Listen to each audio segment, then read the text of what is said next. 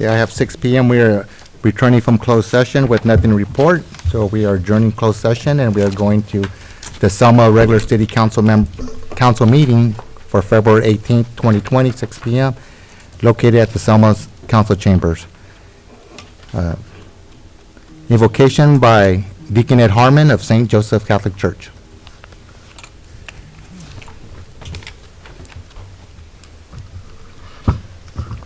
I prayed extensively and thought about what I could say this evening for this invocation. And I thought of the prayer of St. Francis, which I think is very appropriate for this time. If you turn the TV on, people are calling each other names, accusing each other of crimes, and so much strife in this world. Let us begin in the name of the Father, the Son, and the Holy Spirit. Amen. Amen. Lord, make me an instrument of thy peace. Where there is hatred, let me sow love. Where there is injury, pardon. Where there is doubt, faith. Where there is despair, hope. Where there is darkness, light. And where there is sadness, joy. We ask this in Jesus' name. Amen. Father, Son, and Holy Spirit. Amen. Thank you.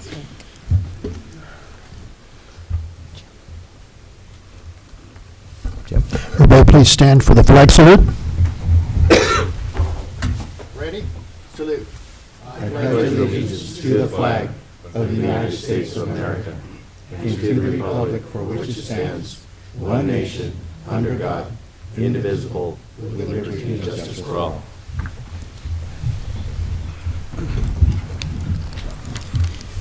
Roll call, please.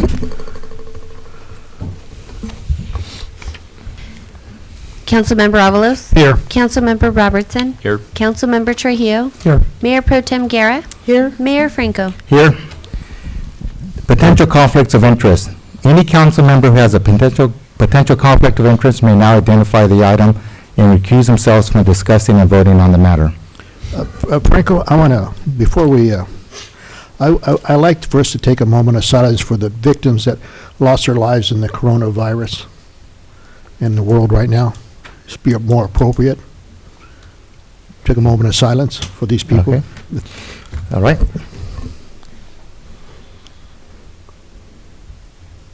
Okay.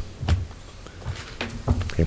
I take it no one else has no one has a potential conflict of interest, so I'm going to move on to oral communications. Notice to the public. At this time, any member of the public may address the city council regarding any item which the council has jurisdiction. No action or discussion will be taken on any item not on the agenda. Issue raised will be referred to the city manager for review. Members of the public shall limit their remarks to 3 minutes. Does anyone wish to speak? Okay. Well, we will move forward with our special presentation. We have 2 tonight, the first one being the Selma Boys and Girls Club.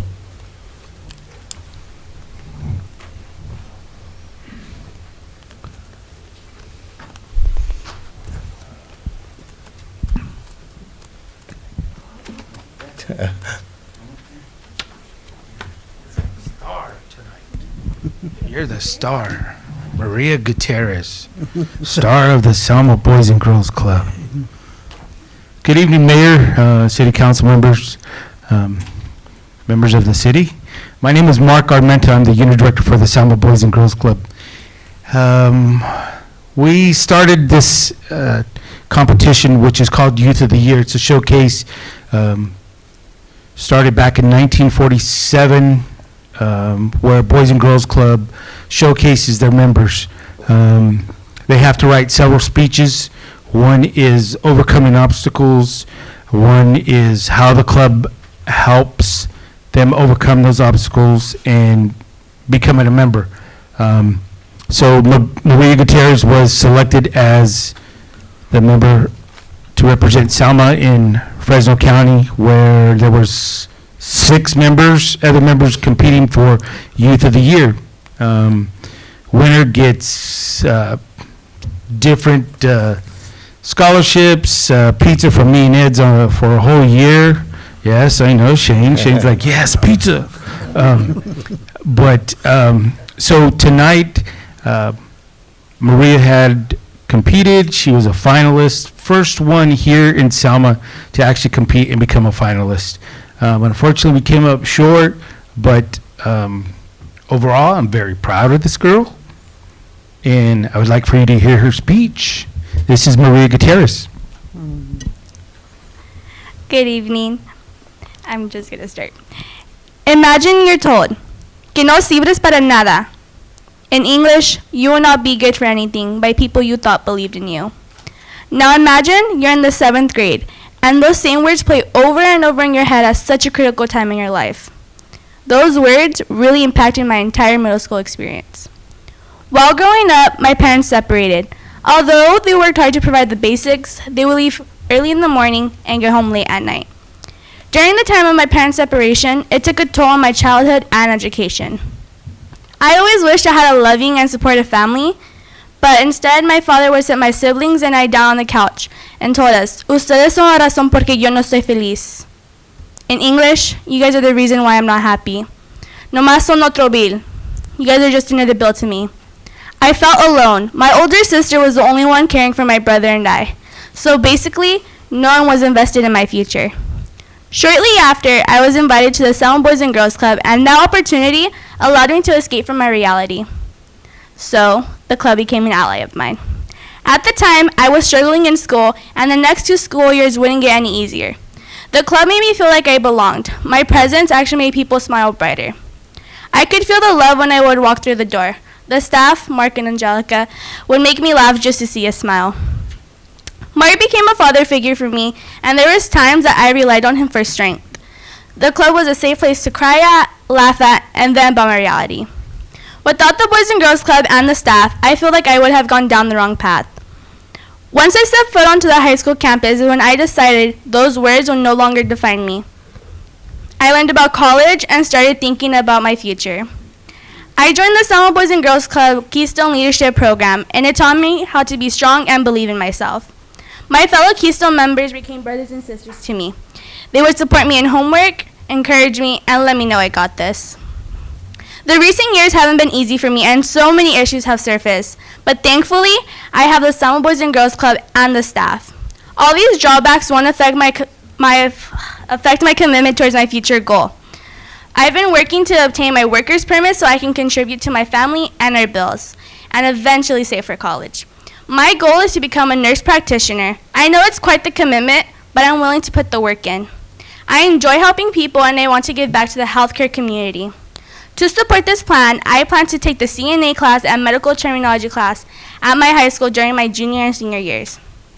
By the time I graduate, I will be prepared for college and the workforce. Lastly, I truly wouldn't be up here today without the love and support the club's giving me. I rely on the club every day, and I can see how so many kids like me need the club. I see myself as a strong, independent woman and a role model, especially for my fellow club members. My name is Maria Gutierrez, and I am the Selma Boys and Girls Club Youth of the Year. Thank you for hearing me this evening.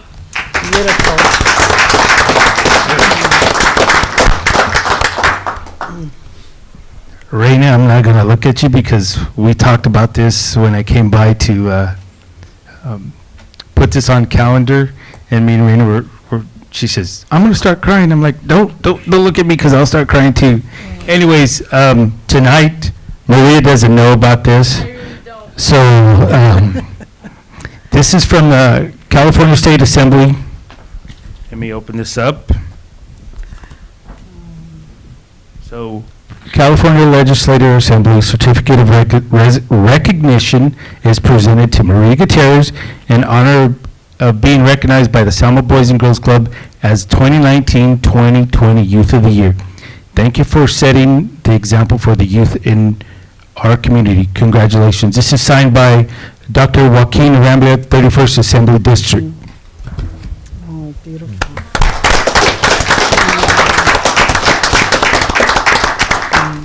So this is just a little sample of what the impact of Boys and Girls Club does to the members, starting anywhere from 6 years old.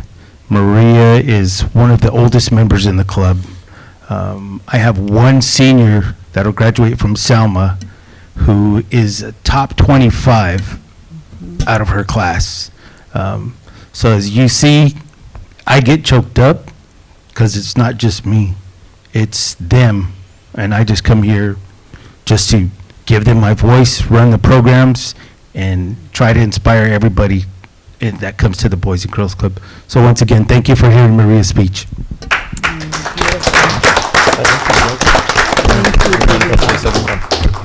I had the honor of being a judge at the Youth of the Year. We had several council members here, and at the program, and there were 8 extraordinary young people that night from the Boys and Girls Club. Maria, you finished on the top of my charts. You did everything right. You hit the interview really well. You're so self-possessed, but whether or not you took home a piece of paper that night or a gift certificate, you won in my book, and you won in the hearts of everybody, and you won in the hearts of everybody here tonight in the city. We are all pulling for you, and you're just such a great example of what people can become in the Boys and Girls Club. Thank you for everything you do. Yeah. Good job. Congratulations. And we look forward to seeing you in your future. Very bright. Okay, with that, we'll move on to our second presentation, Pavement Management Program presentation.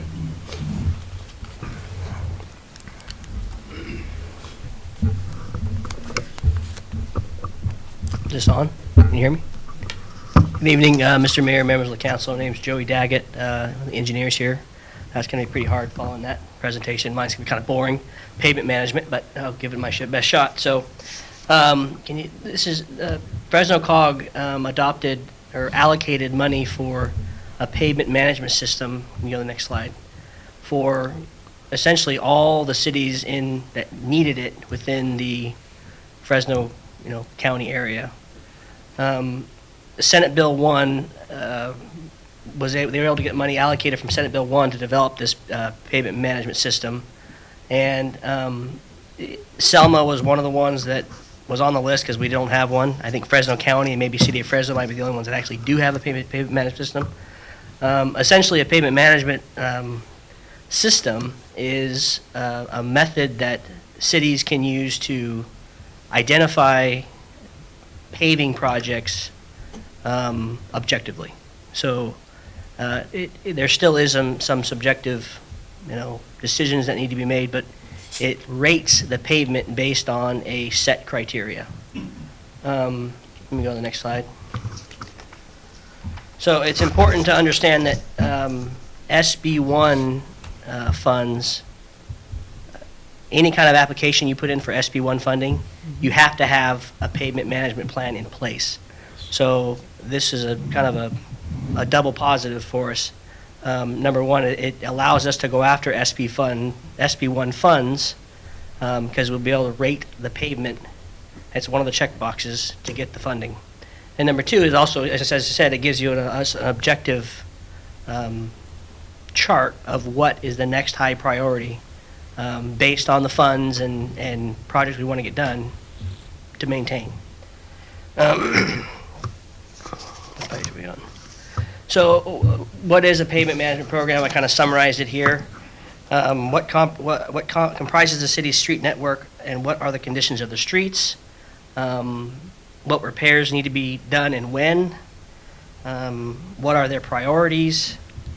And how much funding is needed in order to improve the current pavement condition index? And I'll get to the pavement condition index, better known as the PCI, in the next, don't go next, but, so basically there's a program called Street Saver that the initial purchase was purchased by the funds allocated by COG, and the subsequent renewals every year have to be paid for by the city.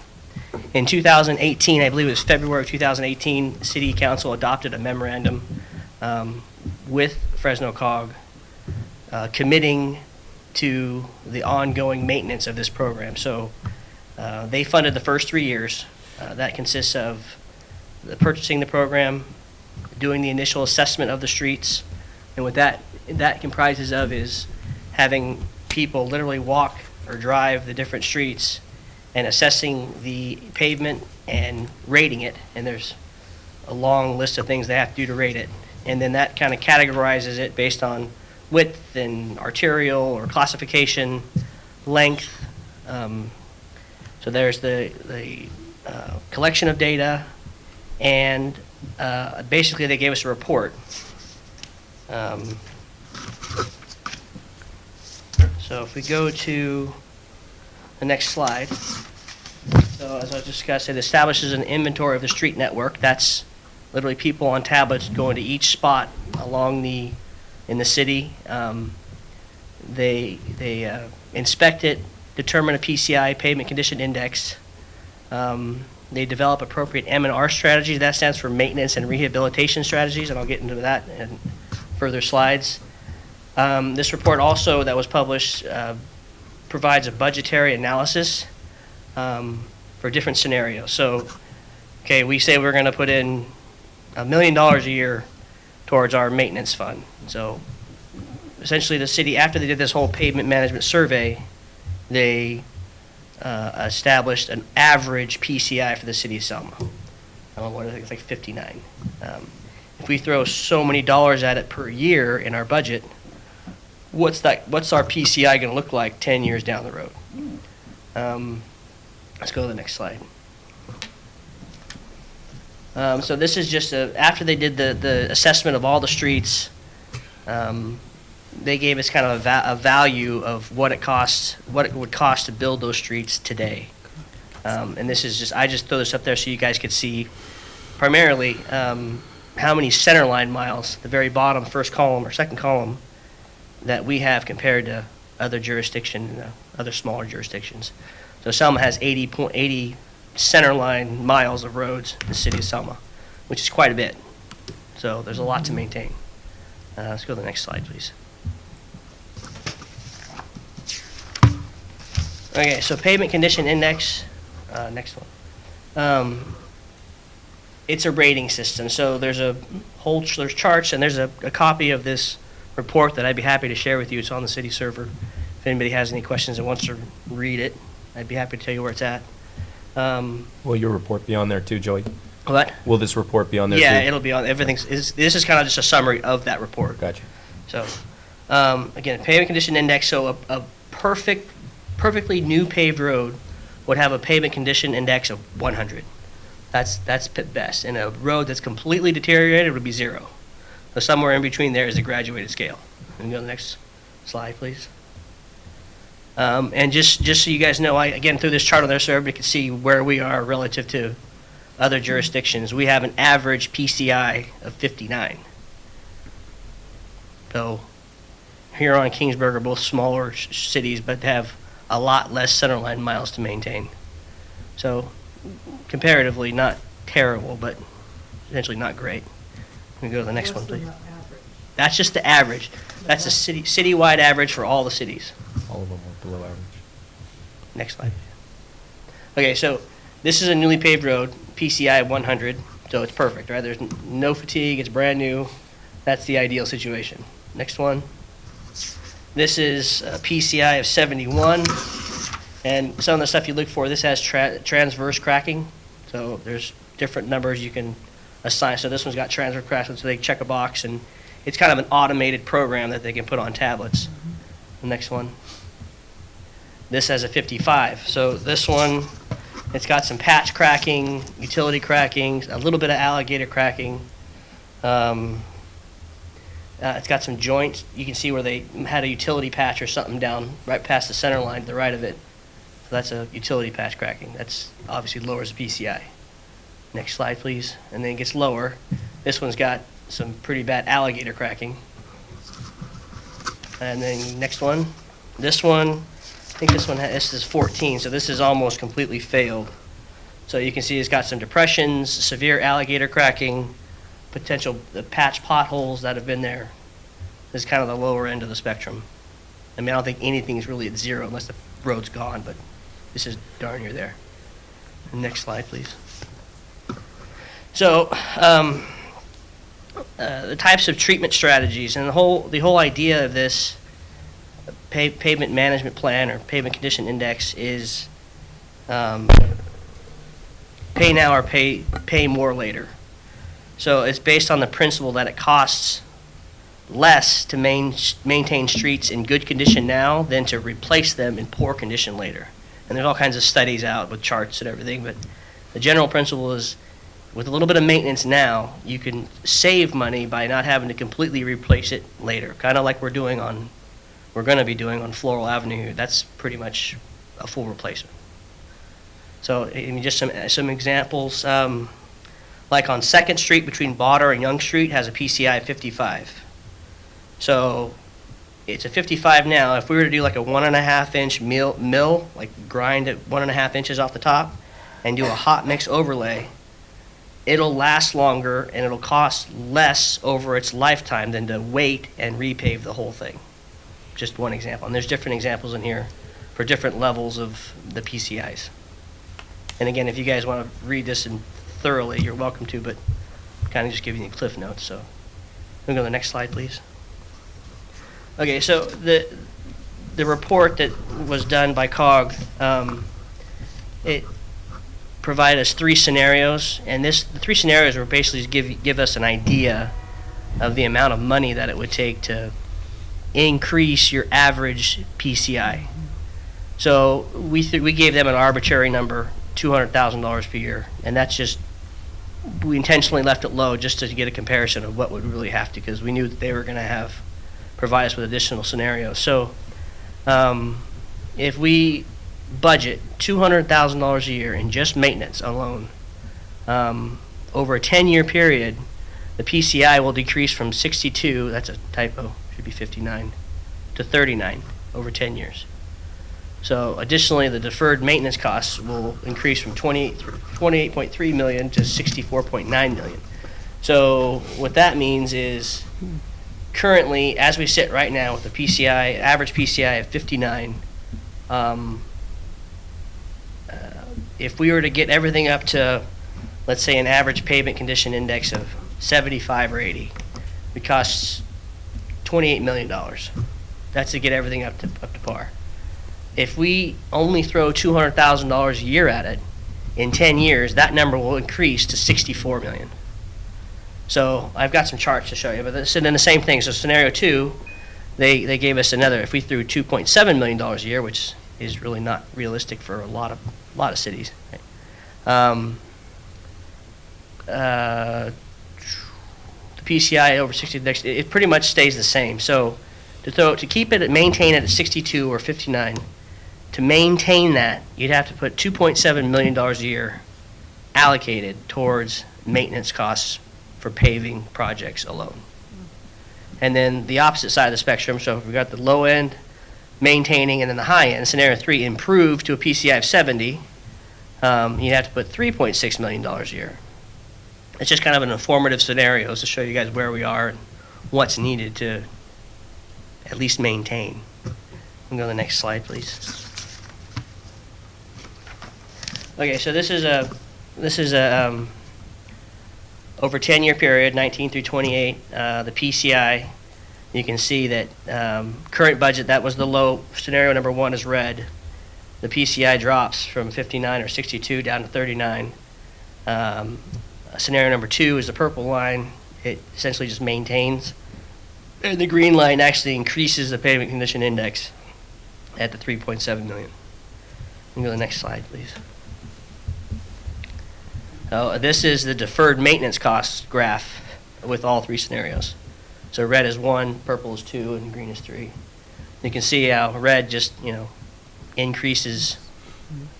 And then by the time you get to scenario 3, your PCI, your scenario eventually raises up, meaning your deferred maintenance cost drops. If that makes sense. Next slide, please. That's pretty much what happened. So right now, the city is going to be maintaining this. Every year, or every 3 years, we have to redo the assessment. So we've got the software. We just have annual maintenance or subscription costs for the software. I'm not exactly sure what those costs are. I think it's about $1,000 a year. Isaac? I don't have the cost off the top of my head.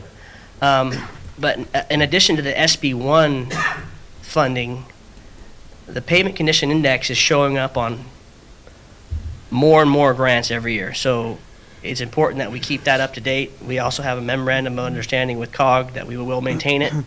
And it's just a useful tool in identifying which streets need to be addressed. And if we have additional monies for maintenance, where should they go next? So it's not so subjective. You guys have any questions, I'd be happy to answer. So we're just taking over the subscription, but we've been using this for 3 years now? No, it just got finalized like end of last year. They just finished the report. So, So we So- just started. and then, well, earlier you said that in order to get SB1 funding, we have to go through an assessment program like this for it Yeah, to go? SB1, the funding, the applications for any SB1 fundings, you have to have a pavement management system or a payment management system in place. Right. But weren't we awarded some money, Isaac, That's outside of our normal allocation we get through the year. He's talking about actually applying for an SB1 for grant. additional money? Correct. Okay. So I have a couple of questions. You stated that you needed that program in place in order to request the funds. Was that prior years also, or was that just No, right now? just as soon as SB1 came out, they require that. they require that you have a Okay. pavement management system in place, yeah. When did in the past, did we know that, or did we have some feelings that it was gonna go that way, or, I understand that in the past years, we've allocated, I think, $200,000 to the CDBG, or whatever we've been. Yeah, what there's if- different, we use different, like RSTP or SDBG. But the base has been $200,000. No, Per year, the or what have you- $200,000 was kind of an arbitrary number to pick something on the low end scale for scenario. Then we saw the middle, and then we got a high end, so we could see, you could see the difference between all three. So in the past years, when I've come to the city council, when I was not on the city council, you guys would do a presentation, and you guys would give the council a brief description of what you want to do for the future budgeting, and your recommendation would be doing some curb, gutter, streets. Is that the money we're talking about that we would? No, I mean, the different, like CDBG, for example, there's only certain areas where we Sure, can, I understand that. right? What I'm trying to get to is, this maintenance program, what have we done in the past? Or what have we done, or what's been our general rule to get to a point where we have preventative measures, or did we have any? That's what we're getting to now, is we're getting to having a preventative So we didn't have that in the program. past. We've had, it's based on funding, and before SB1, there hasn't been a lot of money besides RSTP for paving projects, which is why SB1 was so Well, critical. But if I take that comment you just said, it's based on funding, we wouldn't be funding our roads. As a city council, we look for the future to make sure we maintain anything we have running. And in order, so the question I have for you is, prior to this, did we have anything in place, or what was our discussion with you in regards to preventative measures? And if there wasn't, that's fine. That's why we're here. That's the question I have for you. Maybe I can answer that a little bit Yeah. better. So our streets fund is basically Where'd you come from? What would you? It's a combination of funding sources between gas tax, LTF, and Measure C funds. And what's been the average per year? So the average per year for Measure C is around 400,000 or so. It's got different components Okay, within so- it. We also have LTF, it's around 500,000, and same thing with the gas tax, around 400,000. So those cumulative funds, we pool together as far as pockets to be able to create our street fund, which consists of standard maintenance that we do throughout the year via the Public Works Department, staffing, and things of that nature.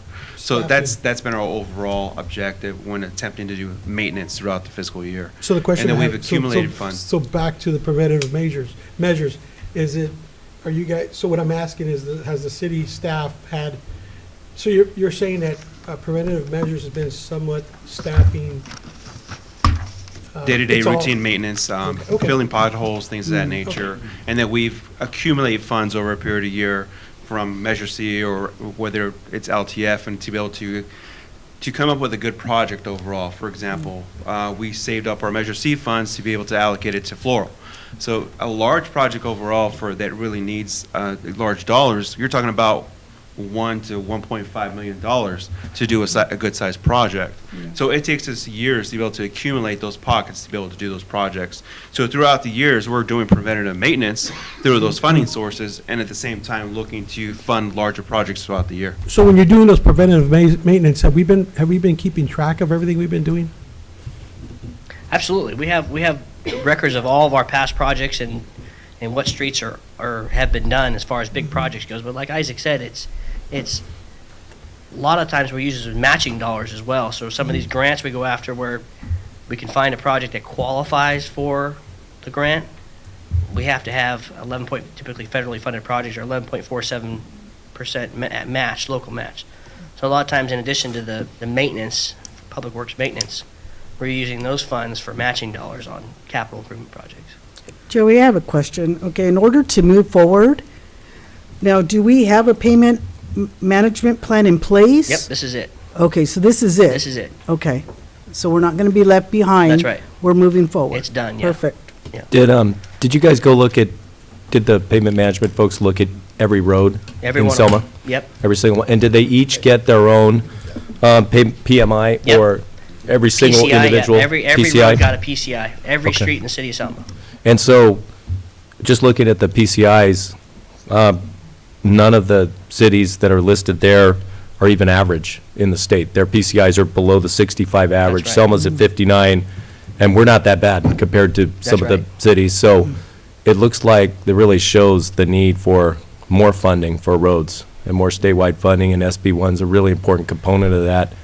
And it sounds like this is kind of the stick that comes with it, with the money. We got, what, 500,000 for the Nebraska project now to do that project? So that's going to be the next project. And then this is tied to Measure C, which is the half-cent countywide sales tax for the roads countywide, and the Golden State Corridor project's up next, right? And that's from Fowler to Selma to Kingsburg. That's the old 99, complete repave. That's like a $44 million job. So this is really expensive. So when that's completed, will that raise Selma's overall That's right. PCI? So again, and in 3 years, we have to go back and keep track of these projects and then reassess those So every streets. 3 years, you do a new PCI? Every 3 years. It's not like as soon as a project's done, you change it and the thing. It's every 3 years, you gotta do the whole city again. Okay.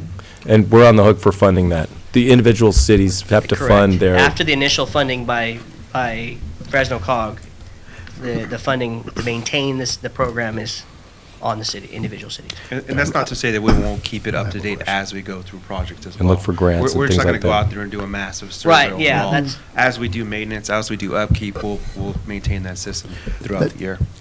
I have a question, Joey. You know, I mean, especially I'll give you an example, the Floral. We fixed the Floral, from Floral all the way to Walmart. We fixed that from the Rite Aid, across railroad tracks. That was a game changer for everybody in the community, really.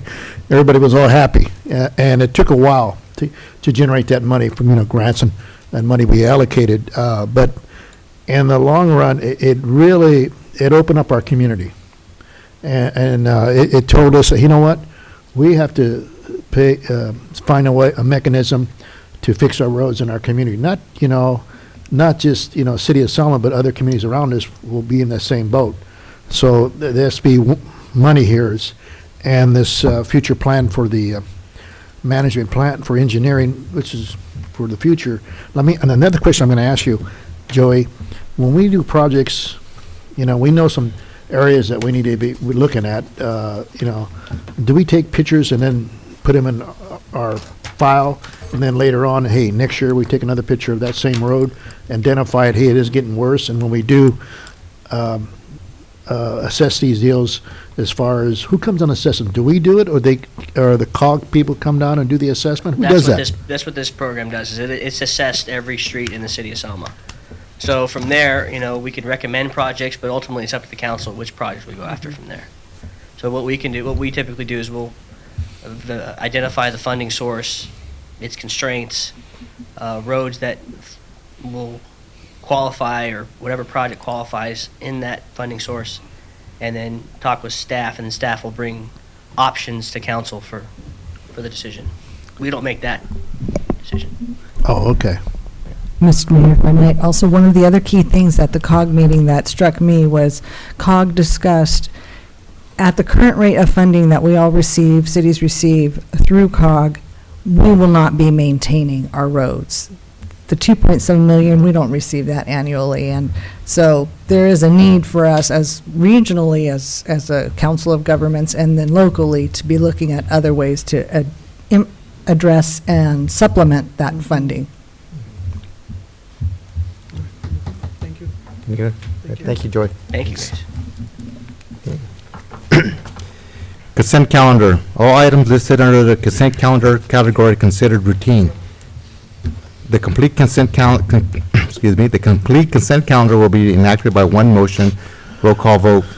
For the purpose of discussion, any council member may have an item removed from the consent calendar and made part of the regular agenda. The council then can approve the remainder of the consent calendar.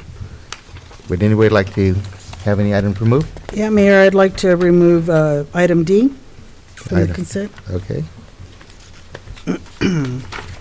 Do I have a motion to approve items So A, moved. A and B? And C? Second. Mayor? Have a roll call, please? Councilmember Robertson. Aye. Councilmember Trujillo. Aye. Councilmember Avalos. Aye. Mayor Pro Tem Guerra. Aye. Mayor Franco. Aye. Okay. Item D, check register. Okay. On page, just got a couple of questions. Page 15, check number 74288, Department of Healthcare Services, and that's the GMT overpayment refund for $109,819.63. And then below that, it says Fisco 6/30 of 2016.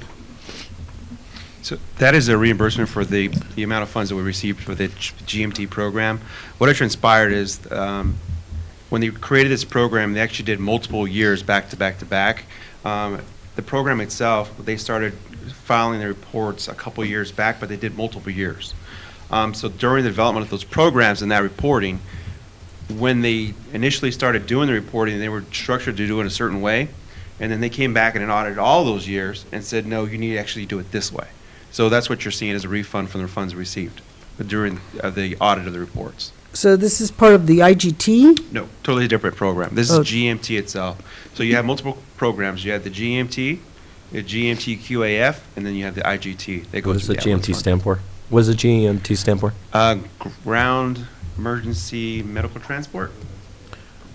Medical. So it's different from the ambulance fund? It is the ambulance fund. It's a component of the ambulance. ambulance fund. Okay. It's just one of those programs they had in the beginning. These are programs that you really kind of keep an eye on because they can kind of go back and forth on you. The city at one point prior, I think it was the 15 or 14 budget, actually heavily budgeted on this item as GMT program. It actually didn't come to fruition. And then all of a sudden we started receiving funds back. And so this item is actually now the GMT program itself no longer goes through this format. They actually stopped reporting in the format in which they do it, and they're now transitioning into more of an IGT program. Still a GMT program, but they're going to use a similar format. But they have not started that back up yet. So the IGT is much more dependable than the GEMT? Yeah, I mean, these programs, we don't budget for them right away. I mean, even the IGT, because you want to make sure that we have a stable funding mechanism before we actually budget it. So IGT, we budgeted maybe the second or third year. We started seeing those numbers coming into the budget and actually allocating those out. The GMT, for example, this year, my budget amount was very small. I think it was about $9,000, if that. The GMT QAF, which we're supposed to start receiving funds for, I haven't put that into the budget yet because I have no numbers to go off of. They've given us a mechanism to be able to identify those fundings, but we still haven't even got any revenues from it. So we're actually issuing out quarterly payments to them, but haven't received that money back yet. So that expenditure is actually there because legislation says we have to do it, but their revenue streams are still haven't come produced yet. So the you 3 really have million to keep over it on these budget on the programs. police department through the ambulance fund, that's money in the bank, though. That's money the city has. The 3 million that was allocated for the police station. Yeah, that that's was over already been budget. allocated through the process. That's money in itself. the bank. It came out of the fiscal year of 18-19. Okay. Okay. Excuse my interruption. Oh, that's Mayor okay. Pro Tem. That's okay. And then I just have one other one on page 16, and that's check number 74315. And that's Ocumed Ltd. Fitness for Duty Evaluation, $2,812.51. What was that for? I believe that was for, I don't know how much of this we can discuss. It was a personnel matter. Oh, personnel? Yeah. Can I ask one? 74318, Stephanie Ontiveros, 2019-2020 assessed value updates, small amount, $500. Is that just, what is that? Like a rule of thumb for assessments? Like a guidelines for assessments?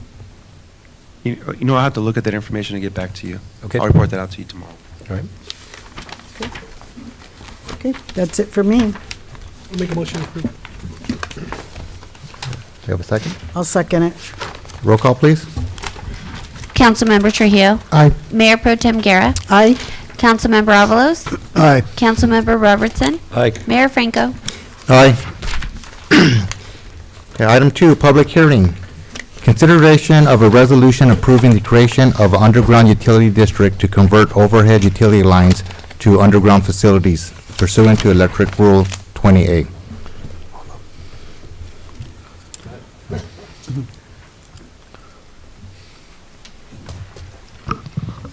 Is this on? Hi, Joey again. So the Rule 20A program, I don't know how many years ago, but the CPUC, 50 years ago, or whatever it was, passed a law requiring that a portion of the PG&E bill, small percentage of tax, be set aside per jurisdiction for the use of undergrounding overhead power lines. And that amount has been accruing for, well, someone's never gone after any of the money. Right now, there's approximately $1.75 million sitting in a pot that hasn't been used. And that is specifically designed for undergrounding overhead lines. And not just power lines, but overhead power lines, data lines, internet, phone, anything, any dry utility, except for gas, obviously, to underground along major corridors, heavily used corridors. So there's all kinds of criteria that kind of you have to meet for stretches of roadway where you can underground. So, for example, it'd be nice to underground all the power lines in the alley behind the art center. That's an alley, doesn't qualify. So the streets that are listed on there, staff has driven the streets. We've conferred with PG&E. They all qualify. Got the email today, finally. And these are the areas that have, the highest used roadways that have overhead lines that qualify for this program. So in order to avoid losing the funds, you have to create a district.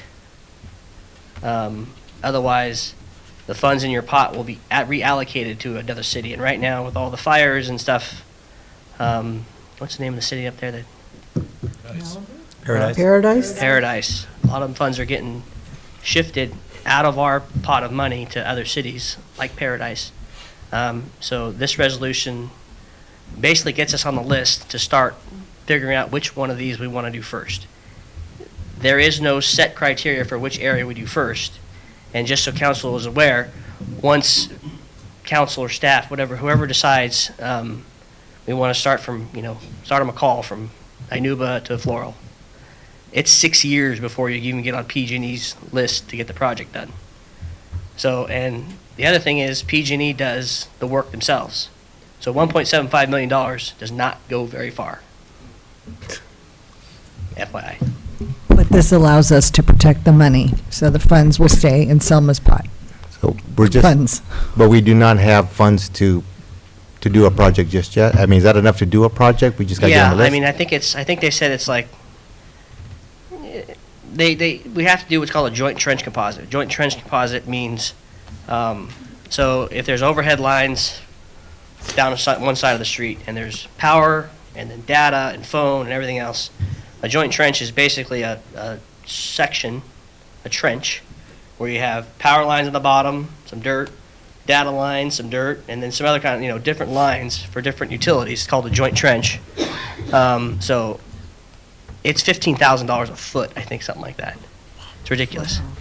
PG&E does it with PG&E staff, and yeah, so that's why it doesn't go very far. So take the lineal footages of a run and divide 1.75 million by 15 grand a foot, and that's how far you can go. Well, Does council have any comment before I open up to public? Wait till they Okay. comment. Yeah. Okay, this is a public hearing, so does Thank any members of the audience like to comment on this matter?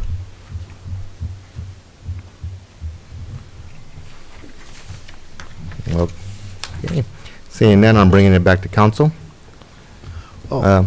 Okay, Jim? Yeah, you know, Joey, on this particular issue, I know that the fire took place in Paradise, and plus it's California that half of the state burned down because of because utility lines were down and everything, not enough power. Now, by the future, by putting them underground, it'll eliminate structural damage on these power lines and the communications. Is that what There's their all future kinds of plans things are? it's a number one, a safety aspect. Number two, Okay. It's a visual, it's a aesthetics. A lot of people don't like the look of overhead power lines. I mean, those are the two main ones. Is safety, number one. People driving by, a car hits a power line, goes down. You don't have those issues with underground lines. And aesthetics. When I looked at that, remember that gentleman who came earlier? Yeah. He answered this question, but this will be going underground some ditches, Yeah.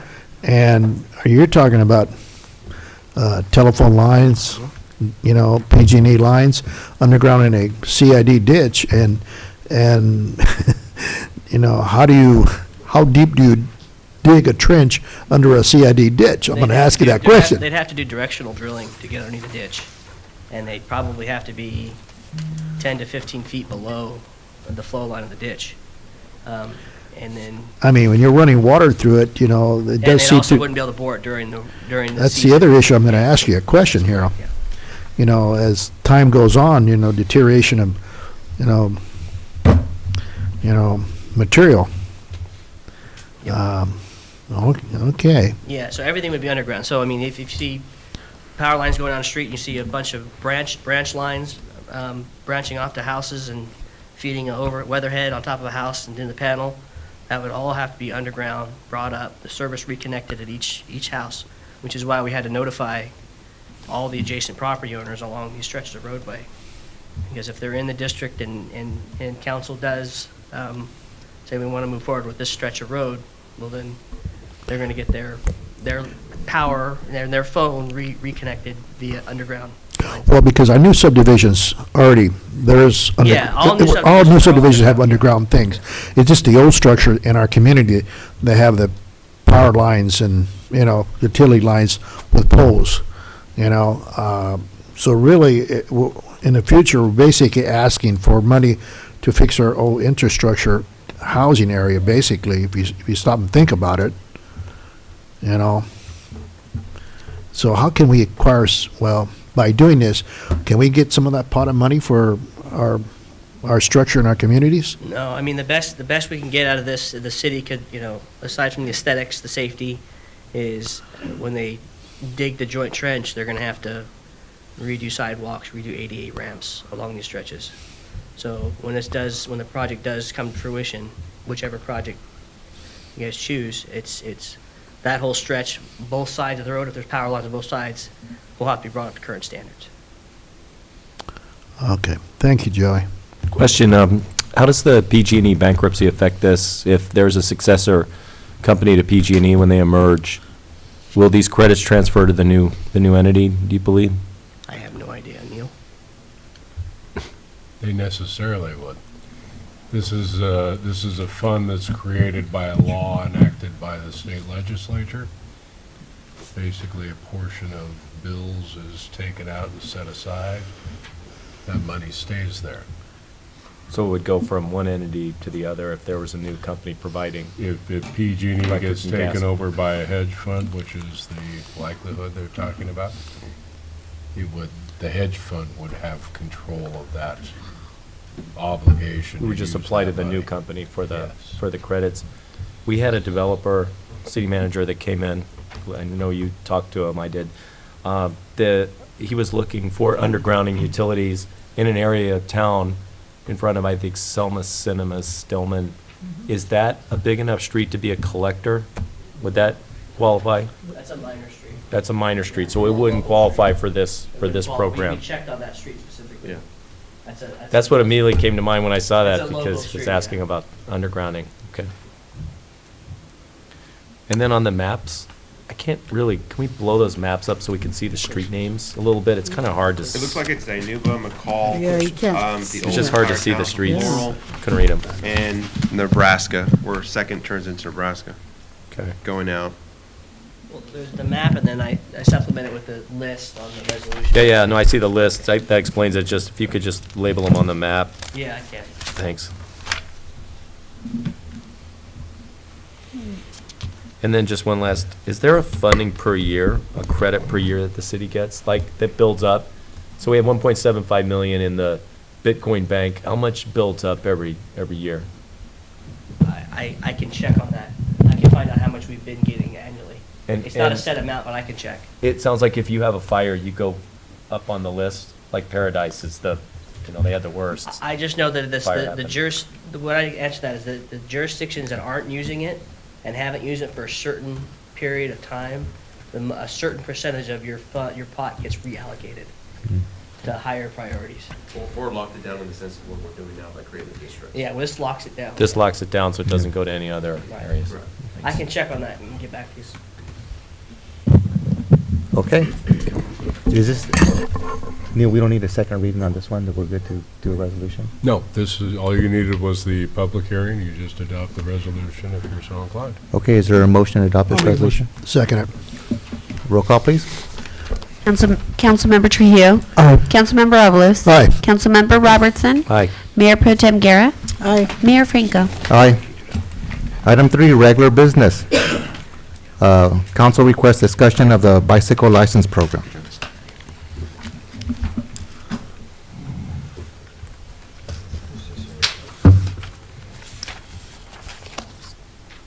Members of council, at the last city council meeting, I was asked to prepare a report by Councilman Avalos on the resuming the issuance of the bicycle licensing. Selma does have a municipal code, SMC 10-12-2, which pertains to the licensing and registration of bicycles, and it requires the Selma Police Department to issue and enforce the licensing and maintain registration. Through the California Department of Motor Vehicles, the department will obtain the licenses. We can do that. Renewal stickers and bicycle registration forms. In order to carry out this task, our department will need to order those through the DMV. And the following items will be license plates at $97 per roll. It's 100 licenses that are issued. Renewal stickers at $15 per roll. And registration forms at $12. California Vehicle Code does set limits on the fees charged for licensing. Our municipal code, as it is written now, is well below those limits, making licensing easily obtained for residents. Currently, licensing is $1.50 for licensing a bicycle in the city of Selma. Vehicle Code sets it at $4. To be in conformity with the California Vehicle Code, the city and municipal code, the Selma Police Department will need to make available to bicycle retailers and secondhand bicycle dealers what is known as a pre-registration form. This is used to record information on the retailer, the purchaser, type of model of the bicycle, and the serial number. In looking at staff time to handle licensing, it is minimal. It only requires about 10 to 15 minutes at most, whether the task is licensing or sending out renewal notices. Cost for printing and postage would probably be comparable to what we are currently doing for our dog licensing program. Staff will be required to be the repository of records for the licensing.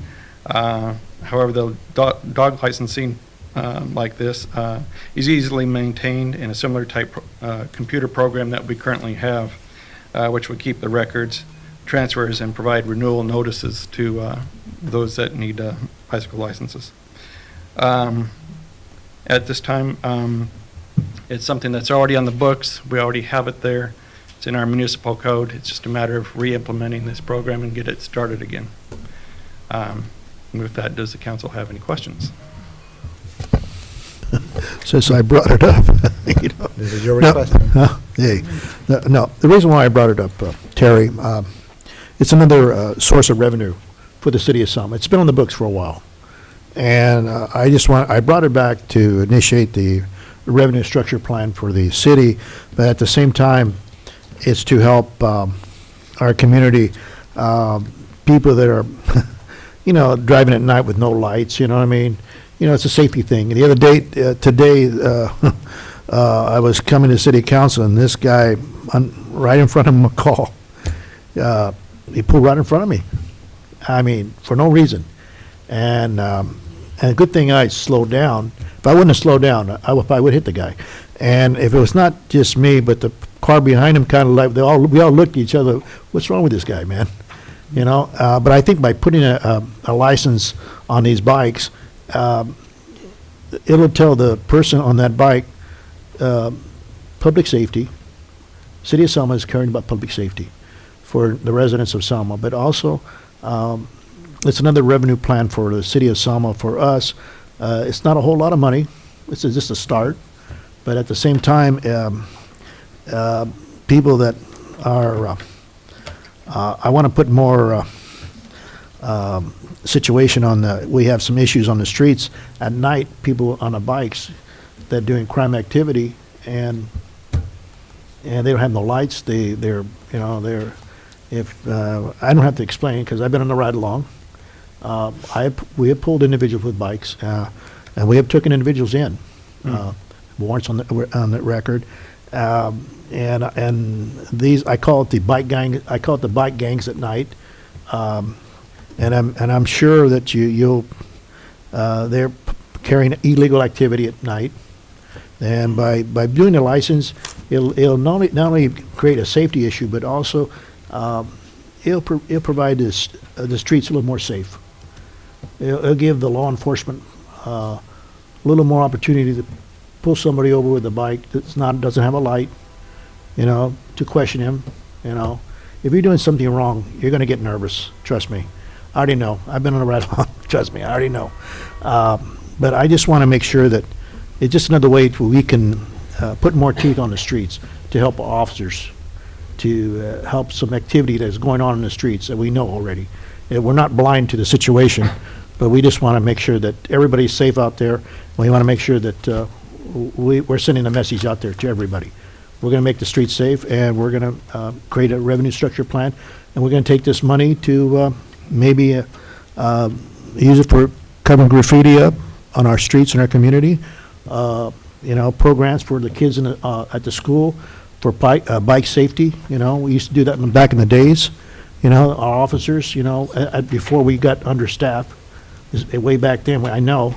But, things like this, I want to make sure that our city of Selma, we're going to make this community be nice and be respectable in our community. And it's a start, And I think you're right. It's been on the books. We just have to initiate it. Councilman Avalos, there may be some of this money that may be used for that purpose, but primarily the vehicle code does state that much of the funds does have to go back into the program for repurchasing the licenses. DMV requires a certain percentage of that to go back for those purposes. So, but do we have to go through DMV? Yes, DMV is the one that. Let me ask you a question, Terry. Would there be like a little sticker on the bike, like your license back there, be like, okay, 2020, it's a blue sticker, a green sticker on the bike? Usually on the seat tube, yes. And so let's say that next year it comes up and this guy's been driving around for 2 years. It has a blue sticker and the thing is now green. You know what I mean? Mm-hmm. It gives a probable cause for us to stop him and question that whoever it is. That may be one form of probable cause, yes. Yeah. Okay. I'm good with that. Does anybody else any thoughts before I get the public input? All right. At this time, I'm going to see if anybody from the public wants to comment on this matter.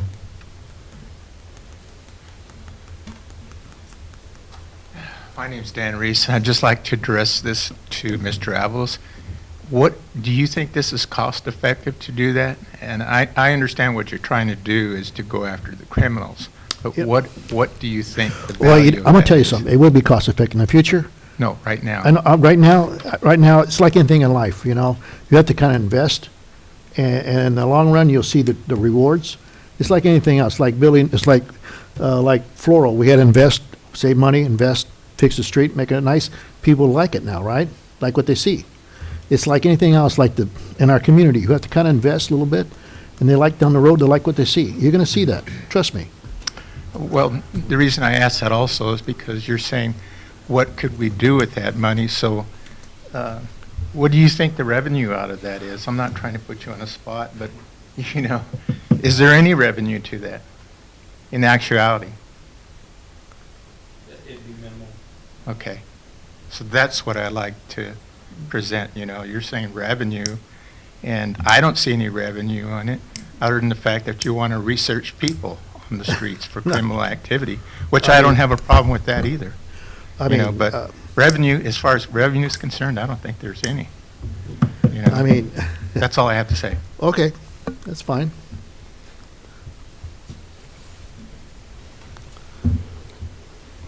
Teresa Salas, 3221 Lee.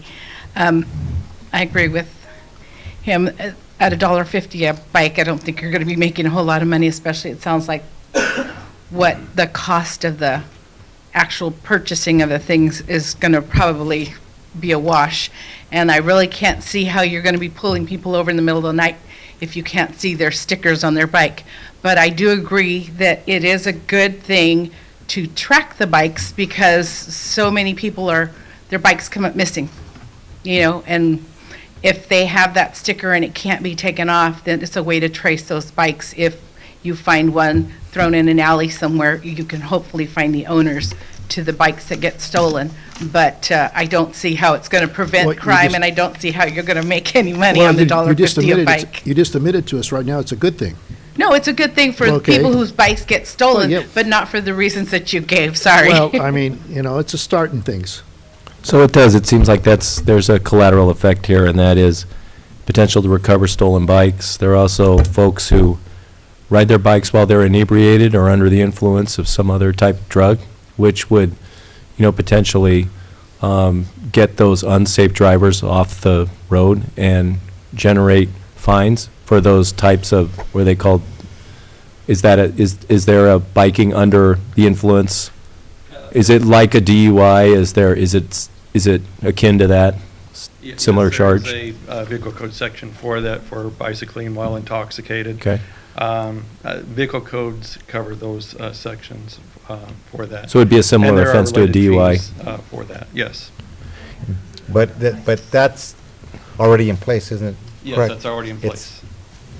So if the sticker is put on the back, you say on the tube, is it a little license plate? And does it have to be lit up at night, or is it? No, these are. Just has to be affixed to the back of the A bike? sticker that's a metallic sticker that's stuck to the seat tube. Okay. Usually down by the crank where you pedal at, and it's usually a reflective material that they have on there that's visible at So it's night. unique to each bike that's They are. licensed, so if one would get their bike stolen, conceivably, if they don't tear off the sticker, that bike could be identified. And if the sticker wouldn't be there and be torn off, that'd be another reason to potentially pull the bike. With the, just getting as a practical matter, since we just kind of did something similar with the shopping cart ordinance, what is the probability, the likelihood of PD taking the time to pull bikes over for licensing and going through questioning from there? Quite frankly, it'd probably be some other type of probable cause that we had observed or something that would lead us to that. It would probably be some type of vehicle code violation that would lead us to that. So it'd be acting unsafely on the road? it'd be- Exactly. Okay. Two people on the bike, or, not, Some dangerous riding of the bicycle or something along those lines. like Jim was saying, Mechanical crossing the issues. road at night in an unsafe manner? Mhm. Yes. Okay. Primarily, the main purpose of it would, for us, would be for, just as Ms. Solis had said, that for the registration of the bicycle to see if we can't return the bicycles back to their registered owners if they happen to become stolen. I know of one such case where that's been effective. That bicycle was picked up in the area of San Francisco, stolen from here, but picked up in the area of San Francisco. Got the bicycle back to the owner. And these stickers could be easily removed, but again, we have the, if they run that, if the owner reports that as stolen, we'll enter it into the stolen system, property system. And then if any agency happens to recover that, runs that serial number, which is usually on the crank on the bottom of the bicycle there, that serial number would pop up and indicate that that's a stolen bicycle. And in this case that I gave you with the one in San Francisco, that's exactly what happened. So in your opinion, it's not as much it's not as much an aid to officers to be able to legally stop someone and start questioning, provide probable cause as it is to identify stolen bikes? You're saying that's the main benefit of licensing? Primarily, yes. I mean, it could be a probable cause type deal for stopping, but most likely the main purpose is trying to get that property back to the owner. And the shopping cart ordinance that we have, has that gone into effect yet? No, it goes into effect 30 days after you adopted it, and it hasn't, so March 3rd? I'll be interested to see how that goes with the number of shopping carts out there on the street and how many we actually stop and pick up. But back to the bike licensing, it's already on the books. I mean, it's already there. We already have it. We just have to enforce it. We just have to enforce it. That's all. Go with the program. It's on the books already. All right, well, I'll bring it back, with that was just a discussion, so. 1057 Mill Street, Rose Robertson. Can you just refresh my memory, Chief? Wasn't somebody recently pulled over on a bike with a backpack, and they had a certain amount of meth, and also weren't out, and I believe it was on Errant Street, if I'm kind of remembering, and also his face was kind of blasted all over News Around Selma through the Selma Police Department Facebook page. If you look at it that way, we're eventually, hopefully soon, going to have the announcement of our new chief of police. I don't know how you guys or certain people are looking at it as a small idea of pulling over bikes for licensing, but if we are able to be the eyes and ears as well, and keep those people in check, or who are coming to our town, and if it's coming clear, he might have also had a firearm. Can these people on bikes with the backpacks carrying the meth and things they shouldn't be carrying that are pretty major, we don't know for sure, but they can also be the ones shooting out in our community. So if we stay on top of it, on top of this with the shopping carts, bike registration, and can continue to help keep our community clean in small ways like this, it's probably necessary, because at this time in Selma, with the crime rate, which we had for the last 5 years, and we're finally getting on top of it and cleaning up, it probably wouldn't be a bad idea. However, we do have some family members that do ride bikes that are basically legit. I think we can tell the difference at night. It is pretty dangerous. I guarantee you, each and every one of us that are driving at night have been very close to hitting one of those bicycle people on the bike at night in dark clothing with backpacks. So that's just my input. Thank you. Thank you. Going back to what you said, Scott, we have something in place, we just need to enforce it. Just enforce it. Yeah. That's all. Get a license roll, get a play roll, and just Yeah. go with it. Okay, with that, we're gonna move on to, oh, sorry. Albert Cortez, 1751 McCall. I'd like to bring up another issue. as far as, we've talked about the bike. How about the gas-powered slash bike? How about the electric slash bike? Where does that stand? Do they have to get a license to the DNV as part of a motorcycle, or how is that gonna work as far as that's concerned? Yeah, I saw just earlier, before I came over here, I was on my bike and I had a guy pass me on a gas-powered slash bike, and he was going right through the sidewalk, and he was headed as fast as he could go. So, I'd like to bring up that issue and then have you think about that type of thing. I don't know how that works as far as the licensing for this type of bicycle slash gas, whatever, electric slash bike. Myron, can you address that issue? The basis DMV uses is in the vehicle code, and it's foot power speed. And so like you have different levels of, an example is motorcycles. Small engine motorcycles are not allowed on the freeway. The same thing is what is used to determine if something along those lines has to be registered through DMV with a normal license plate, or whether they would still fall under a bicycle. And so that's what you use based upon that to determine whether it would need to be licensed through DMV with a regular plate, or whether it would still fall under a bicycle. So it's foot-pound speed that goes into determining what is whether the bicycle is still considered a bicycle for that purpose, or whether it goes to such as a level as a moped or a powered bicycle, and then it meets that criteria. If it doesn't have a license, can it be impounded? If it has like the bicycle license? If the license is, say, scratched off, you can't tell whether it was stolen or not, PD pulls over this bike, can you impound the bike? Just like a car, you can't drive the car anymore. You can let a family member come pick it up, maybe if you have clear title, but what would the remedy be?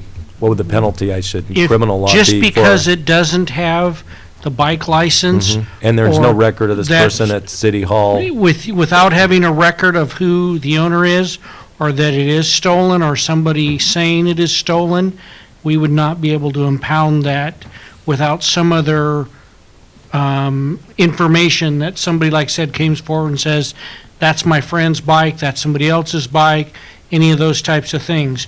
It's still property that they were in possession of, unless you can show that that it was stolen, then we probably would not be able to impound that bicycle. How do you know? You keep a database of stolen bikes that an officer could look up at the scene, or? We have, as Lieutenant Reed mentioned, the part about if a bicycle has been listed as stolen and a serial number was entered with that bicycle, Okay. that is a statewide database.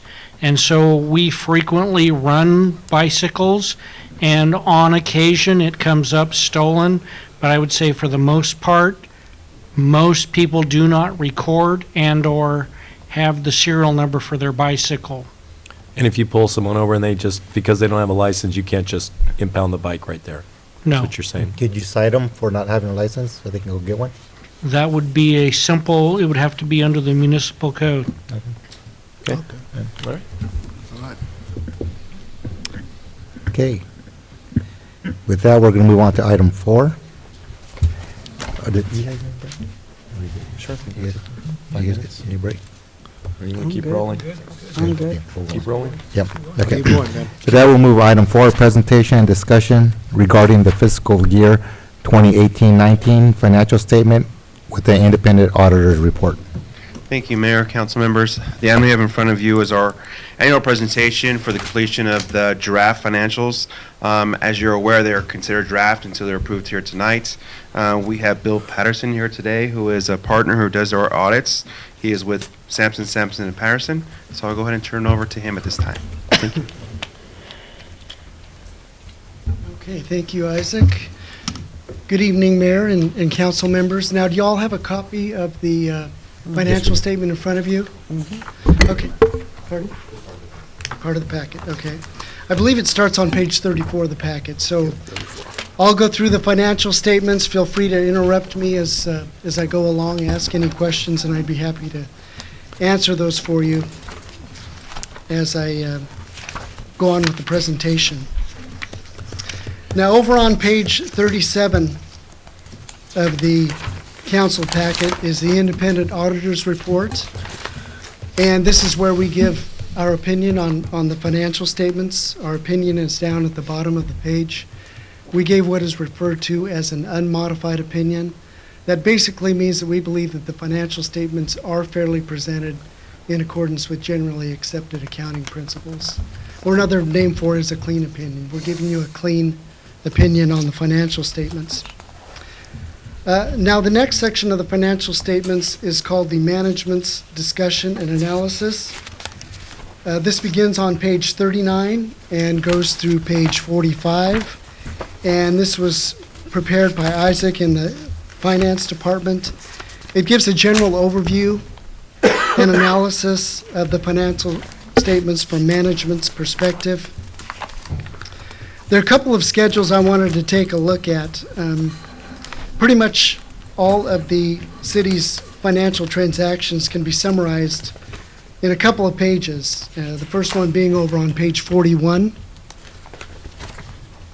This is the City of Selma's statement of net position. It's divided into three different columns. The first one are the governmental activities. Second one being the business type activities, which are the ambulance fund, the garbage fund, transit, Pioneer Village, and cultural arts. Everything else is considered a governmental activity. And then, of course, you have the total column combining the two. The third column down, the total assets, you can see at June 30, 2019, you had $90,419,000 in total assets compared to $82.2 million in the prior year.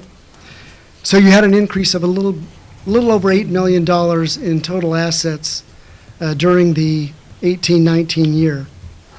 Now, that's attributable to a couple of things. First of all, you had an increase in cash of approximately $4 million. Receivables went up about $500,000. And also, you'll note under capital and long-term assets, that increased about $4.6 million. Now, the majority of that has to do with sewer lines that were considered donated by the SKF County Sanitation District under the contract that the city has with SKF.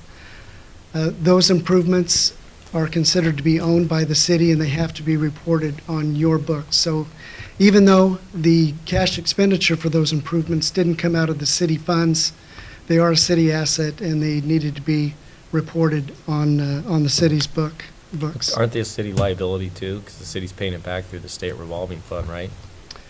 Well, it's paid for by SKF, by But we're user paying them fees. back, right? Well, it's by user fees that they charge. But We're still it paying them didn't back, right? We're still paying that McCall line back. Ultimately, it falls on us to pay that back. We went through them to get that loan and all that. So does Well, it show anywhere as no, like, did it those increase monies the are paid liability? for strictly by SKF. All the monies, So it's only gonna show as an increase in SKF's rates. That's the only liability that's created on the city's balance sheet. well, it's, what happens on SKF books does not affect the city's books, other than any contributions of infrastructure that are made by SKF to the city.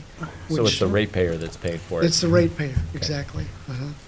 It's the ratepayers whose income statements show a greater liability because they're, so to speak. Right. So in other words, the obligation was with SKF, the asset that was turned over to the city because it becomes the city's asset.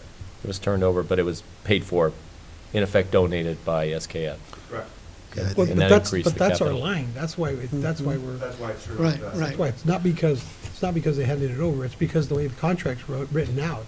The beginning, the maturity of this contract read out that the city of Selma, the land is ours.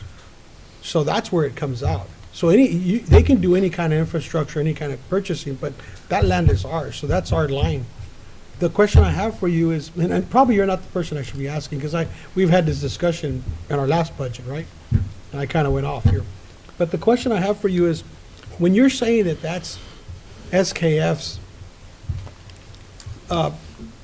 purchase, or that's their line, that's their cost, but did we create, or did we not submit for a grant, or what do we do? That's a state revolving fund the for city the used the 2% money, interest rate. but SKF That's writes it what off? we've told. Yeah, SKF is an expense on SKF's books. Not on our books. And on your books, They applied for the loan it's an because we increase in couldn't go assets, through it. and That's developer the state revolving contributions is fund, right? reported as a revenue. We So- had to use them. So going back to this, and I don't want to, I don't want to get into, you're smiling and laughing, I know where you're going to go with there. So I sat in a meeting, and Isaac, I explained to you that, so are we capturing any kind of depreciation? Because me and yourself had a really long conversation, and I'm kind of stuck my head out, and I kind of let them know that, it's a laughing matter, but it's something that we can, if the city of Selma is going to recoup, I want to make sure we're recouping. Are we picking up any depreciation on that trunk line? Yes. It's We added are. to our government-wide statement. Okay, so that's the important part. And just make sure we have communication with SKF, and let's make sure all communication goes to the city finance department, please. Okay, so we're going to proceed on with your report. Yes. Okay. Please proceed. Very good. All right, so that's the reason for the increase in the total assets. Now, down about two-thirds down the page are the total liabilities. Those were 32.4 roughly at the end of 19. At the end of 18, they were 33.6, so they actually went down a little over $1 million. Now, you'll note that there's a net pension liability and net OPEB liability that are included in those liabilities. And you'll see that the net pension liability, although it didn't change much, it did go down about $79,000 from the prior year. However, the OPEB liability increased $372,000 over the last year based on the actuarial report that was done for the 18-19 year. I'm sorry, we on page 41? We are still on page 41, right? We're in the middle. We're talking about total liabilities. We're at the pension, net pension liability, the Right, net net OPEB liability, and the OPEB other liability, liabilities. other liabilities. Looks like it went up even more, the liability part. Looks like it went up about 700,000, right? I'm seeing it on page 42 for my Oh, packet. okay. Oh, You guys looking at the table? No, we No, we don't have 40 ours is 42. on 41. So I'm in the middle of The the table's page, right in the on bottom, 41. right? Yeah. But Right it in the looks like bottom it of went the- from 289,000 to 1,056,000, the liabilities, total liabilities. Is that right? 'Cause that's okay. what we're looking You're at. looking at, are you looking at the total column? Or the The business? total side? liability. Yeah, it says total liability, He's going line by line. Oh, okay. Total 2009, liabilities. 2019. I mean, I can, You're going vertically. yeah, You're I'm not looking horizontal. at the total, I mean, I could go column by column, but, Don't mean to interrupt. Go for it. okay.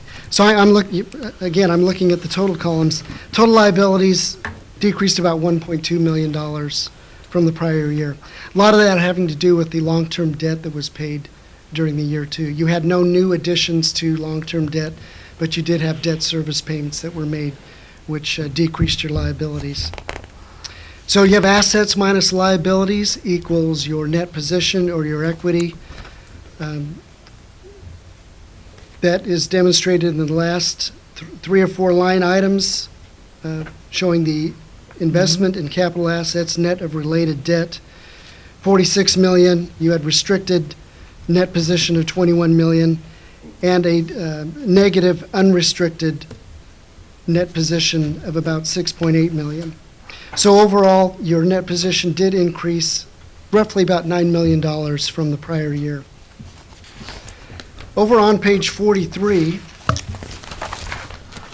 is the same type of format, but this is for your changes in net position, or your revenues, expenses, and your changes in net position. About halfway down the page, you can see your total revenues for the year were $32.2 million. Last year, they were $25.4. $4.9 million of that increase has to do again with the McCall Avenue project and SKF. Your charges for services increased about roughly $400,000 from the prior year. The prior year did not include, however, the transit enterprise fund. Service charges for that fund were about $720,000 for the 18-19 year. Taxes also increased from 12.5 up to 13.3. The majority of that is for sales tax. About $730,000 of that $850,000 increase was due to sales tax. As far as your expenses go, total expenses were 23.3 compared to 22.1 last year, so they went up about $1.2 million from the prior year.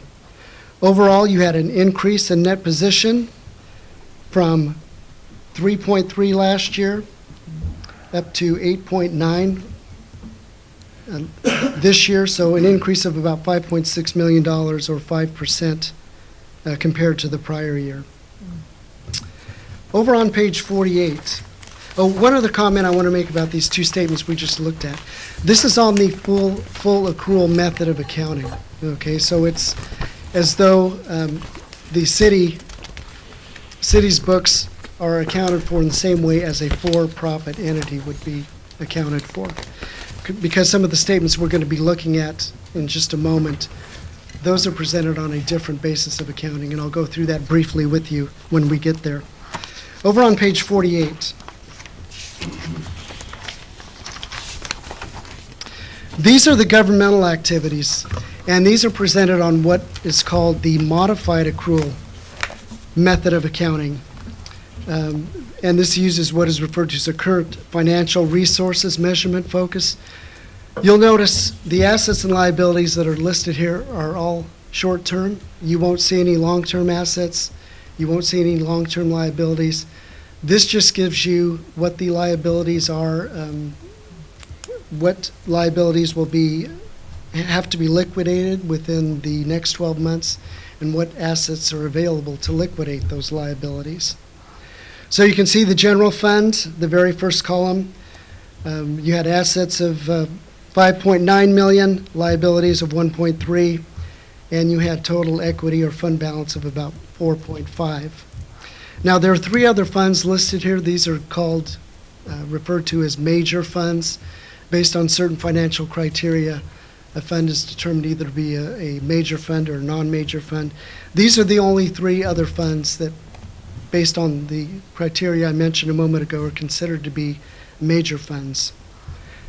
All the other funds are listed in the fifth column there, the other governmental funds, and those are detailed in the back of the report beginning on page 101. So if you want to see exactly where those numbers are coming from, you can go back to the back of the report and get a fund-by-fund detail of all the assets, liabilities, and fund balance for each of those funds.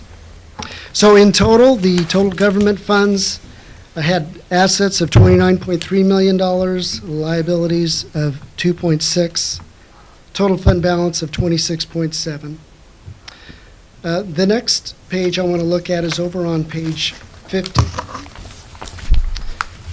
And this is a statement of revenues, expenditures, and changes in fund balance. Again, this is on the modified accrual basis. Total revenues were $20,500,000. You had expenditures of $18.9. I'm looking at the last column now, the total governmental funds. You had an excess of revenues over expenditures of about $1.5 million. You had transfers into the governmental activities under the other financing sources. You'll note you had transfers in of about $6.5 million. The majority of that coming from the ambulance fund into the general fund. And you had transfers going out of about $2.5 million. So taking all that into consideration, you had a net change in fund balance, a positive change of $5.5 million. You started the year at 21.2 roughly in fund balance, ended the year with a fund balance of about 26.7. As far as the enterprise funds go, those are included in the business type activities in that first schedule that we look at. So I'm going to skip over those and go to page 55, which are the fiduciary financial statements. What page? We're on page 55 now. The first column is for the successor agency.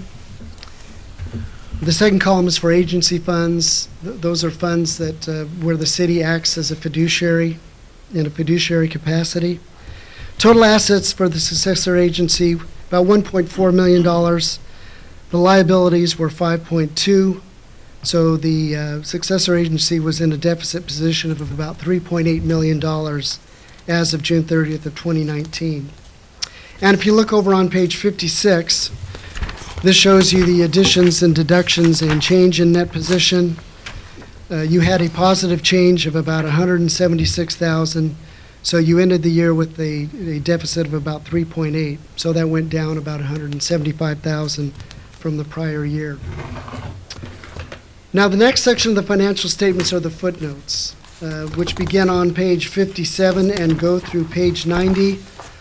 There's a lot of information in the footnotes that give some further explanation as to some of the numbers that are in the front part of the financial statements. There are just a few accounts that I wanted to take a quick look at as far as the notes go, some of the bigger accounts. First one being cash. Footnote for that is over on page 65.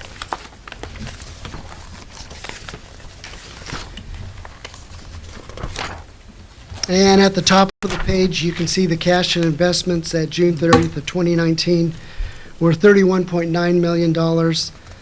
The majority of that was investments. The investments are detailed over on the following page, page 66, down at the bottom. And you can see that of that $23.6 million, just over $23 million is invested in State Investment Pool, which is the local agency investment fund, LAIF. And then you also had about $526,000 in monies that were being held by bond trustees that were in money market funds. Over on page 69 is the detail of your accounts receivable at June 30, 2019. For the governmental funds, total of $1.5 million. The majority of that is in the line item for due from other agencies. That figure represents sales tax from the state of California and property taxes from Fresno County. Under the enterprise funds, accounts receivable, that's primarily the ambulance fund. The net after allowance for bad debts was $2.2 million. Over on page 70 are the capital assets. And this is broken down between the governmental activities and the business type activities. Not a whole lot of activity as far as the business type goes. Just a little bit of depreciation. It went from $192,000 down to $181,000. For the governmental activities, you started the year at $50.5 million.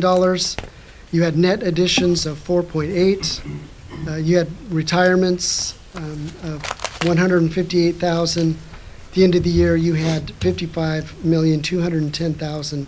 So overall, an increase in your capital assets of about 4.6 million from the prior year.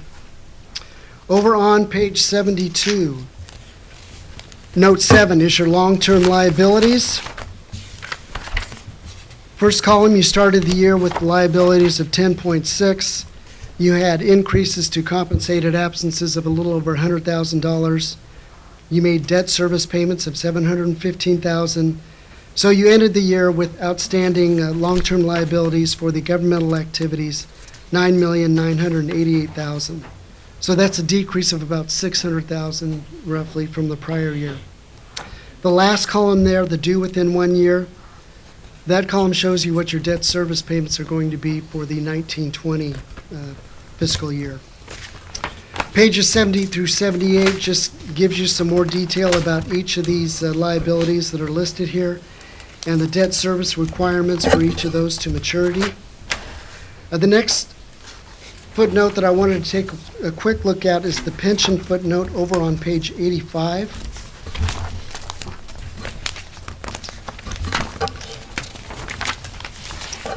Now, it's important to note when looking at the pension and the OPEB liabilities that these are just estimates based on a specific discount rate. So depending on how that discount rate either goes up or goes down, those figures can change dramatically from one year to the next.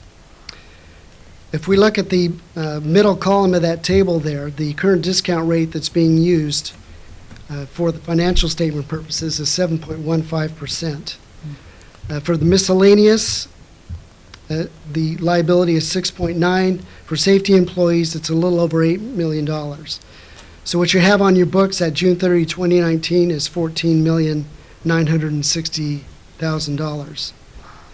Now, if that discount rate were to decrease by 1%, those liabilities would increase dramatically. They would go up in total by about $9 million. And if they were to increase by 1%, they would go down significantly from 14.9 down to just over $8 million. So the discount rate you use plays a big role in how much liability that you record on your books. Over on page 88, same type of information for the OPEB liability. If we look down at the section that says sensitivity of the net OPEB liability to changes in the discount rate, current discount rate that's being used for OPEB liabilities are 3.62%, and based on that discount rate, the liabilities are $5,616,000 at June 30, 2019. If they were to decrease, they would go up to, if the interest rate were to decrease, it would go up to 6.5. If it were to increase, it would go down to 4.8. And now over on page 49, at the top of the page are the... 49? Yeah. 89, I'm sorry, page 89. Same type of information, however, the rate that we're looking at here is the healthcare cost trend. And what is used for financial statement purposes is an estimate at 7.5%. If that figure were to go up, if healthcare cost trend rates went up to 8.5%, your liability would increase up to 7.2. If they went down, then your liability would go down to 4.6. So you can see the discount rate that's being used for both pension and OPEB play a big role in what you're having to record on your books. Over on page 92, this is required supplementary information. This is the budget to actual statement. This is for the general fund on page 92. You can see total revenues. The actual figure was 12.8. Budgeted number was 11.2, so you were 1.5 million to the good on revenues. Total expenditures came in pretty close to budget. Budgeted about 13.6, came in about 13.3. So your expenses were 310,000 less than what was budgeted. Overall, you had a positive variance of $1.8 million. So you fund balance at the beginning of the year was $2,763,000. Your positive variance of $1.8 million resulted in the ending fund balance of $4,566,000. And as I mentioned previously, in the back of the financial statements, there are some combining statements, another auditor's report, a schedule with respect to appropriations limit. But the majority of the reports we went through in the statement of net position, the governmental funds, assets, liabilities, revenues, and expenses. Were there any questions, comments, or any areas where you'd like me to go into more detail? I had a question on page 42, last line of the first paragraph, well, last three lines. The net position of the city decreased by 1.4 million from 2018. Net position, as noted earlier, may serve over time as a useful indicator of the city's financial position. But when I went back and looked at those numbers, it looks like that's due to, is that an accounting change in pension liabilities? I mean, why did the net position, it looks like everything else is positive. Why did the net position decrease? Is that an accounting Are you thing? talking about the effect of the accounting change that's showing up on page 43? Yeah, if you look at, well, page 49 is the net, maybe our pages are different, but statement of net position decreased. On page 49? At 41. Well, 42 in ours. 41 is the 41, statement of net okay. position, and you expand on it in 49, but if you look at page 41, that shows the decrease in the statement of net position, and then it says on the next page, this is an indicator of the city's financial position, so why do we have that? Why was it lower like that? Is that an accounting thing, like a Oh, the decrease? way you account for Oh, OPEB okay, liabilities? we're talking about the business type activities now. We're talking about the business type Okay, activities. that has to do with the transfers that were made out of the business type activities into the governmental activities. And if you'll look over on page 43, under transfers, the third column, Okay. you can see that there are transfers out of the business type activities of $3,991,000. Oh. Those went into the governmental activities. So that's the primary reason why the business type activities went down. So that was ambulance transfer to the police station fund? Okay, got it. So that's why the net position went down, wasn't a For true... business type, Because correct. it was the business activities is the ambulance fund, the capital improvement project is in the government. Business activities funds are those like the city charges a fee for, like trash, ambulance, enterprise fund. things, enterprise Yeah. funds, it charges a fee, okay. Exactly, right. And you have those separate, and then you could transfer those out to government funds like infrastructure funds or construction funds, things like that, right? And vice versa, we do it for the governmental funds as well. We do TOT allocations into the art funds and things like that. Okay, so how would that affect net position if you did it if you took 3.9 million and you moved it from government funds into the business activities funds? You wouldn't do that, right? Because it's an enterprise fund. Don't you want to zero out those accounts at the end of the year? The enterprise funds? Yeah. You don't need to zero them out, they can show profit. They can't show profit. The enterprise funds. And that's your statement of net position for the business activities. So I'm just wondering about your language, not your language, but the template language. It says, net position, as noted earlier, may serve over time as a useful indicator of the city's financial position. That was a one-time transfer. Does that really indicate the city's financial position, or is that just vanilla generic language? It's vanilla language. Pretty What obvious. you're doing is you're actually assessing multiple years, we're having that statement, not just one. So if you're gonna assess the city as a whole, yes, you can assess it via 1 year, but obviously knowing what's transpiring that year as well. So you'll actually take multiple years and see what those trends are to have an overall assessment. If that makes sense. It does, and what's the overall assessment? What's the overall trend been? As far as our net position, Mm-hmm. we've been gaining, especially in the general fund. It looks like everything's gaining here. It's like everything's up. Okay. So then, that statement it may be true in isolation, but not really true in the context of the city of Selma. Upward trend in terms of cash, net position, and business activity and construction. Is that correct? That's correct. Okay. And how are we doing on the pension liabilities? I remember we had that discussion, a robust discussion on that last year. So with the adoption of the financial statements, we'll now come back and have a further discussion on what that means, because of the new fiscal policy we just did in place. Our policy is to come back to you and have that discussion on what those numbers look like and the allocations that we're going to be doing. So we'll do that in more detail at another meeting. We'll break that completely out. That's correct. Thank you.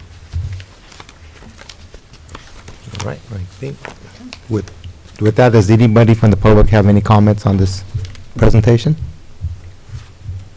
Okay, I think we need to accept this, right? This report. I'll make a motion, accept it. I'll second it. Roll call, please. Councilmember Trujillo. Aye. Councilmember Avalos. Aye. Councilmember Robertson. Aye. Mayor Pro Tem Guerra. Aye. Mayor Franco. Aye. And we are going to take a 4-minute break and return. Huh? 1 minute. Okay. It takes 2 minutes to get there, 2 minutes to get back. I'm only kidding.